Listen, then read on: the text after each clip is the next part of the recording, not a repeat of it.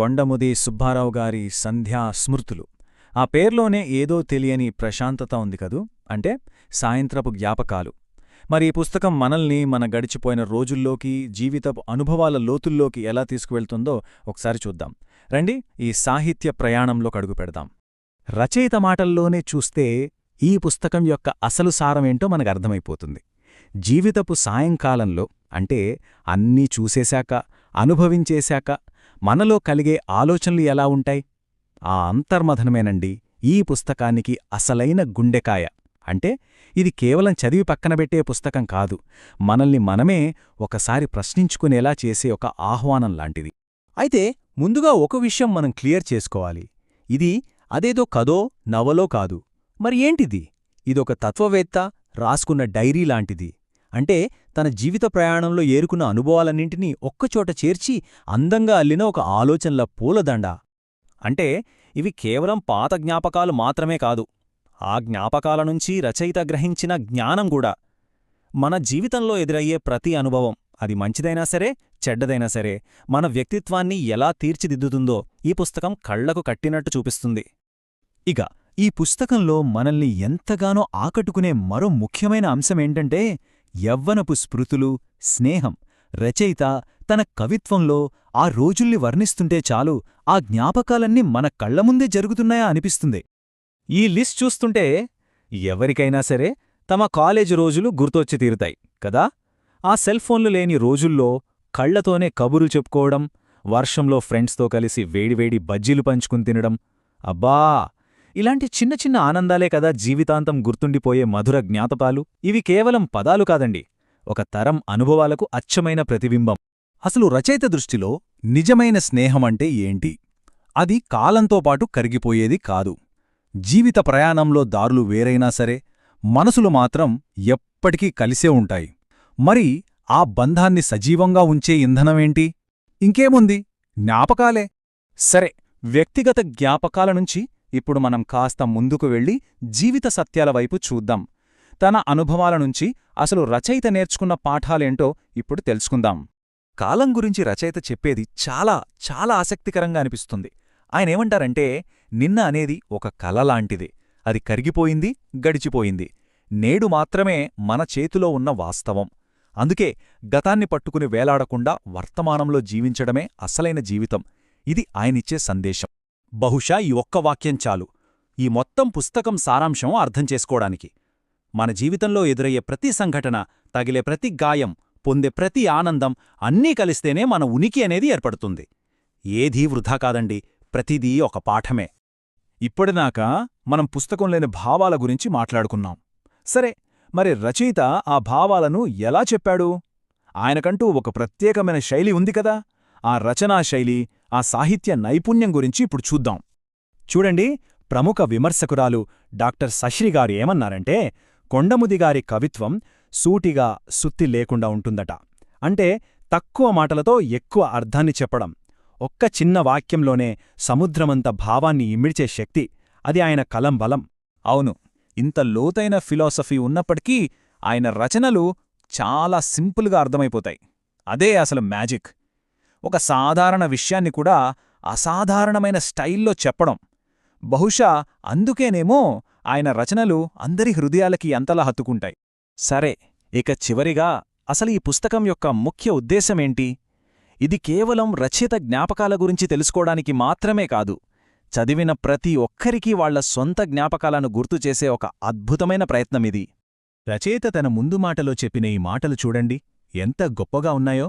ఆయన ఆశించేది పెద్ద పెద్ద అవార్డులు కాదు, కేవలం ఒక్కటే. ఈ పుస్తకం చదివిన తర్వాత చదివినవాళ్లు ఒక్కసారి తమ జీవిత ప్రయాణాన్ని వెనక్కి తిరిగి చూసుకుంటే, తమ అనుభవాలను నెమరువేసుకుంటే అంతే చాలట. అదే ఆయనకు అసలైన బహుమతి. మరి ఈ మొత్తం విశ్లేషణను ఈ ఒక్క ప్రశ్నతో ముగిద్దాం. ప్రతి ఒక్కరి జీవితాన్ని నిర్వచించే, వారికి దారి చూపించే ఆ సాయంత్రపు జ్ఞాపకాలు అసలవి ఏవి?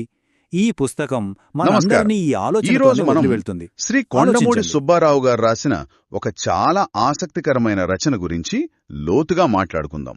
దాని పేరు సంధ్యా స్మృతులు. దీనికి సాయంకాలపు జ్ఞాపకాలు అని ఉపశీర్షిక కూడా ఉంది. అవును, ఆ పేరు వినగానే నాలో ఒక ఆలోచనొచ్చింది. ఇది కేవలం రోజు ముగిసే సాయంత్రం గురించా, లేకపోతే జీవితపు చివరి అంకం అంటే వృద్ధాప్యం గురించా? సరిగ్గా అదే ఈ రచనలోని అందం. ఆ శీర్షికలోనే ఒక లోతైన అర్థం దాగి ఉంది కదా. నిజమే. ఇది కేవలం జ్ఞాపకాల సంకలనం కాదు, జీవితాన్ని వెనక్కి తిరిగి చూసుకుంటూ దానిలోని పాఠాలను, అనుభవాలను నెమరు వేసుకునే ఒక ప్రయత్నంలా అనిపిస్తోంది. మనం ఈరోజు చర్చించబోయే అంశాల్లో కవితలు, వ్యాఖ్యలు, వ్యక్తిగత అనుభవాలు అన్నీ కలగలిసి ఉన్నాయి. పదండి, ఈ జ్ఞాపకాల సముద్రంలోకి వెళదాం. తప్పకుండా. సరే, మొదలు పెట్టడానికే ఒక అద్భుతమైన వాక్యంతో మొదలుపెట్టారు రచయిత. జ్ఞాపకాలే ఉచ్ఛ్వాసం. అంటే జ్ఞాపకాలే మన శ్వాస అని. ఈ పోలిక ఎంత శక్తివంతంగా ఉంది. మరపు నిశ్వాసం అని కూడా అన్నారు. అవును, అంటే మనం బ్రతకాలంటే జ్ఞాపకాలు ఉండాల్సిందే. వాటిని మర్చిపోవడం అంటే మనల్ని మనం కోల్పోవడమే అన్నట్టుగా ఉంది కదా. ఖచ్చితంగా. ఇక్కడ రచయిత జ్ఞాపకాలను కేవలం పాత సంఘటనల జాబితాలా చూడటం లేదు, వాటిని మన ఉనికికి ప్రాణవాయువుగా చూస్తున్నారు. ప్రాణవాయు మంచి పదం. శ్వాస తీసుకోవడం ఎంత సహజమో గతాన్ని గుర్తు చేసుకోవడం కూడా మన అస్తిత్వానికి అంతే అవసరమని ఆయన భావన. అయితే ఇక్కడ నాకో సందేహం. చెప్పండి. అన్ని జ్ఞాపకాలు మంచివే ఉండవు కదా, కొన్ని చాలా బాధపెట్టేవి కూడా ఉంటాయి.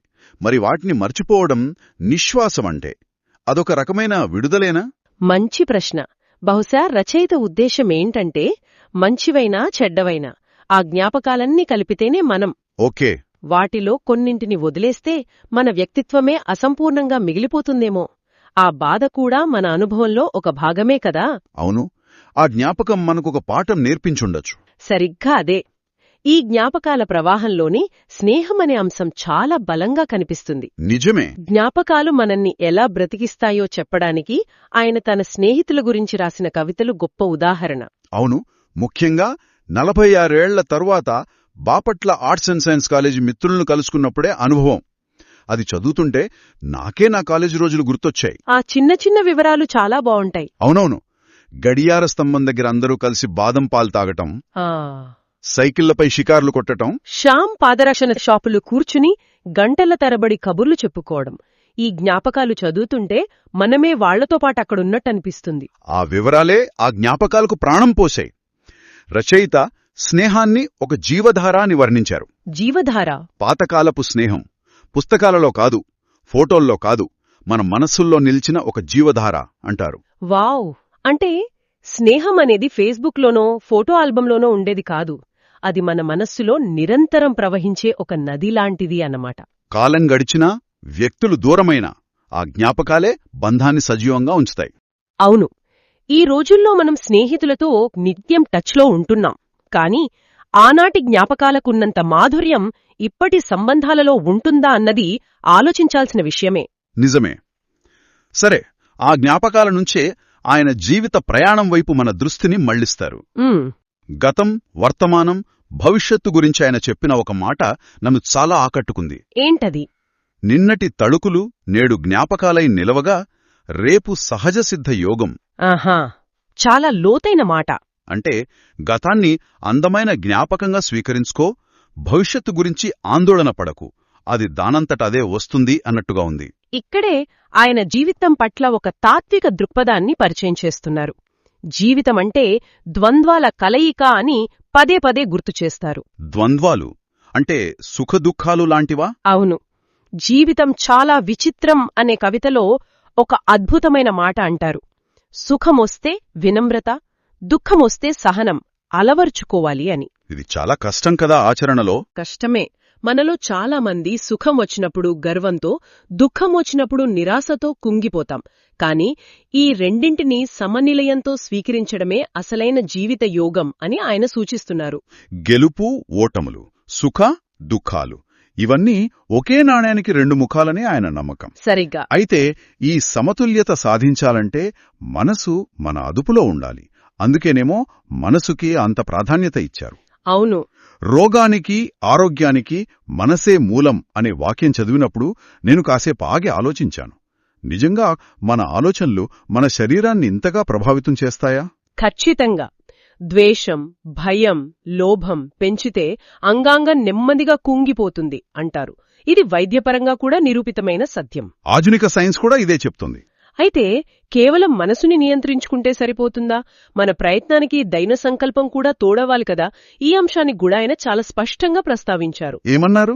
తీరానికి చేర్చేందుకు దైవం దారి చూపుతుంది కాని అడుగులు వేసే శక్తి మనదే అంటారు.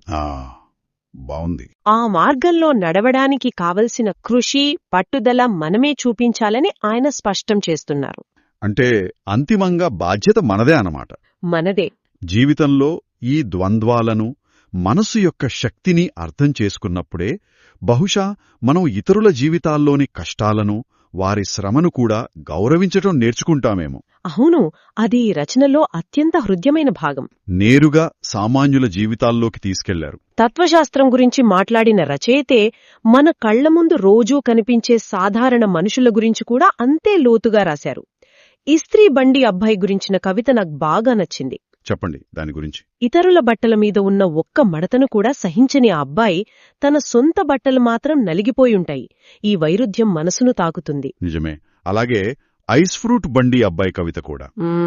ఊరంతా పిల్లలకు చల్లని ఐస్ ఫ్రూట్లతో ఆనందాన్ని పంచే ఆ తండ్రి తన సొంత పిల్లలు ఐస్ ఫ్రూట్ అడిగితే కొనలేని నిస్సహాయ స్థితి. ఆ వర్ణనలు చదువుతుంటే రచయిత కేవలం వారిని చూసి జాలిపడటం లేదు అనిపిస్తుంది. జాలి కాదు, గౌరవం. అవును, వారి శ్రమ వెనుకున్న త్యాగాన్ని, గౌరవాన్ని మనకు చూపిస్తున్నారు. ఇక్కడ ఆయన పేదరికాన్ని కీర్తించడం లేదు, ఆ కష్టంలో కూడా వాళ్లు నిలబెట్టుకుంటున్న ఆత్మగౌరవాన్ని, వాళ్ల పనిలో ఉన్న నిజాయితీని మన కళ్లకు కడుతున్నారు. ఇస్త్రీ బండి అబ్బాయి గురించి రాస్తూ ఒక అద్భుతమైన ముగింపిస్తారు గదా. అవును, ఋషి అంటే కొండలలో ధ్యానం చేసేవాడు కాదు, ఇలా బట్టల మడతలలో జీవితపు మడతలను దాచిపెట్టగలవాడే అని ముగిస్తారు. ఎంత గొప్ప మాట. రోజువారీ జీవితంలోని సంఘర్షణలను మౌనంగా ఎదుర్కొనే ప్రతి సామాన్యుడు ఒక ఋషే అని ఆయన భావన. ఇది సమాజంపై ఒక సున్నితమైన వ్యాఖ్య. ఈ ఆలోచనలు కేవలం మనల్నే కాదు, ఈ పుస్తకంపై అభిప్రాయాలు పంచుకున్న వారిని కూడా బాగా ప్రభావితం చేశాయి. అవును. ఒక మాట అన్నారు. ఏమన్నారు? రచయిత ఒంటరితనంపై రాసిన loneliness is the worst enemy of mankind అనే వాక్యం తనను ఎంతగానో కదిలించిందని చెప్పారు. అవును, ఇది రచన యొక్క సార్వజనీనతను చూపిస్తుంది. రచయిత యొక్క వ్యక్తిగత అనుభవాలు, ఆలోచనలు భాష, ప్రాంతం అనే తేడా లేకుండా ఇతరుల హృదయాలను కూడా తాకగలవని దీనివల్ల తెలుస్తుంది. అలాగే డాక్టర్ శాస్త్రి గారు చేసిన పోలిక కూడా చాలా ఆసక్తికరంగా ఉంది. టిఎస్ ఎలియట్తో పోల్చడం. అవును, ఆయన రచయిత శైలిని ప్రఖ్యాత ఆంగ్ల కవి టిఎస్ ఎలియట్ కవిత్వంతో పోల్చారు. టిఎస్ ఎలియట్ అంటే చాలా లోతైన, కొన్నిసార్లు అర్థం చేసుకోవడానికి కష్టమైన తాత్విక కవిత్వానికి ప్రసిద్ధి గదా. నిజమే. కాని ఇక్కడ శాస్త్రగారి ఉద్దేశమేంటంటే టిఎస్ ఎలియట్ చాలా క్లిష్టమైన పదాలతో, సంక్లిష్టమైన భావాలతో జీవిత సత్యాలను అన్వేషిస్తారు. పైకి చాలా తేలికగా కనిపించే ఈ వాక్యాల వెనుక కూడా టిఎస్ ఎలియట్ కవిత్వంలో ఉన్నంత తాత్విక లోతు, బరువు ఉన్నాయని ఆయన ఉద్దేశం. అది ఈ రచనకు దక్కిన ఒక పెద్ద గౌరవమని చెప్పొచ్చు. ఖచ్చితంగా. అద్భుతం. మొత్తంగా ఈ సంధ్యాస్మృతులు అనే ప్రయాణాన్ని ఒక్కసారి వెనక్కి తిరిగి చూసుకుంటే ఇది కేవలం ఒక వ్యక్తి జ్ఞాపకాల సంకలనంలా అనిపించడం లేదు. మరి ఎలా అనిపిస్తుంది? ఇది జీవితంలోని ప్రతి దశలో, ప్రతి క్షణంలో అర్థాన్ని వెతుక్కోడానికి, సంబంధాలకు విలువివ్వడానికి, సుఖదుఖాలను సమానంగా స్వీకరించడానికి ఒక స్నేహితుడిలా దారి చూపిస్తున్నట్టుంది. మీరు చాలా చక్కగా చెప్పారు. రచయిత ముందు మాటలో చెప్పినట్టు ఈ పుస్తకాన్ని చదివినవారు తమ సొంత సంధ్యాస్మృతులను నెమరువేసుకుంటే తన ప్రయత్నం ఫలించినట్టేనని ఆయన ఆకాంక్షించారు. జీవితం సుఖదుఖాల మిశ్రమమని, వాటన్నిటినీ సమతుల్యతతో, సహనంతో మరియు ప్రేమతో స్వీకరించాలన్నదే ఆయన మనకిచ్చే అంతిమ సందేశం. అవును. చివరికి రచయిత నాటల్లో చెప్పాలంటే మన జీవిత ప్రయాణం ముగిశాక మనం సంపాదించిన కీర్తి కాని, సంపద కాని మనతో రావు. ఏదీ రాదు. మన వెనక మిగిలేది ఒక్కటే, ధర్మమయ సుగంధం. ధర్మమయ సుగంధం. మనం జీవించిన తీరు, మన మంచి పనులు మాత్రమే ఒక సువాసనలా మిగిలిపోతాయి. ఇది మనందరం ఆలోచించాల్సిన విషయం. నిజమే. ముగించే ముందు ఒక ఆలోచనను ఇక్కడ వదిలివెళ్దాం. తప్పకుండా. రచయిత తన రచనలో తరచుగా నిశ్శబ్దం గురించి ప్రస్తావిస్తారు. మాటలు ముగిసిన చోట, ఆలోచనలు నిశ్శబ్దంలో ముగిసిన చోట, కాలం తన పరుగు ఆపేసిన చోట అదే చివరి శాంతి అని అంటారు. మరి మన చుట్టూ ఉన్న ఈ నిరంతర సోషల్ మీడియా శబ్దాల మధ్య, మన మనసుల్లోని ఆలోచనల గందరగోళం మధ్య ఆ అసలైన నిశ్శబ్దాన్ని, ఆ అంతిమ శాంతిని మనం కనుగొనడమేనా?